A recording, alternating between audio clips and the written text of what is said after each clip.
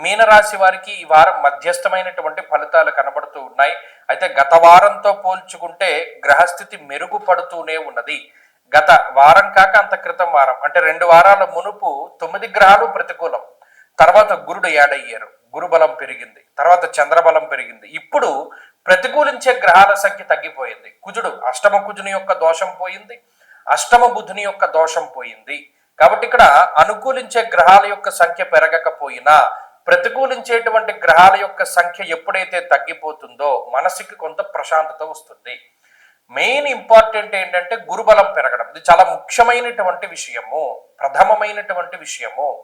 పంచమమందు గురుడు బుద్ధిని ప్రచోదనం చేస్తారు. ఆలోచన తీరు మారుతుంది, తత్వం మారుతుంది, మనుషులను నమ్మేటువంటి విధానంలో మార్పు వస్తుంది. ఇలా అనేక రకాలైనటువంటి అంశాలపై ఆయన ప్రభావం ఉంటుంది.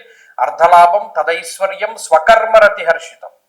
మీకు ఏదైనా పట్టుకుంటే అది కలిసి వస్తుంది. గతంలో పట్టుకున్నది సర్వనాశనం అయిపోతే ఇప్పుడు పట్టుకున్నది కొంచెం పనులు ముందుకవి వెళుతూ ఉండడాన్ని, మార్పుని గమనించవచ్చు. చాలా మంది నాకు అదే విషయాన్ని చెప్తూ ఉన్నారు. మీనరాశి వారికి గతంలో మీరు 9 గ్రహాలు ప్రతికూలం ఉన్నప్పుడు అంతే ఇబ్బంది పడ్డామంటే ఇప్పుడు ఈ గురుడు మార్పు ద్వారా కొంత మంచి జరిగింది అనేటువంటి విషయాన్ని కూడా వారు కామెంట్ల రూపంలో తెలియజేస్తున్నారు. మీరు పెట్టేటువంటి కామెంట్లు నేను చూస్తాను, దానికి తగిన రిప్లై ఇస్తాను. మంచి జరిగితే మంచి పెడుతున్నారు, చెడు జరిగితే చెడు పెడుతున్నారు. చాలా మంచి విషయము. అదే విధంగా కనెక్ట్ అయ్యి ఉండండి. మీనరాశి వారికి మంచి పరిస్థితులు ఉన్నాయి ఎదరెదర. ఈ అష్టమ రవి దోషం ఉన్నంతకాలం మాత్రం కొంచెం నీరసము, నిస్సత్తువ ఉంటాయి. కొంచెం పోటీలో వెనకబడి ఉంటారు. ఇవి కామన్ గా ఉండేటువంటి విషయాలు తప్పితే మిగిలిన విషయాలన్నీ బాగున్నాయి.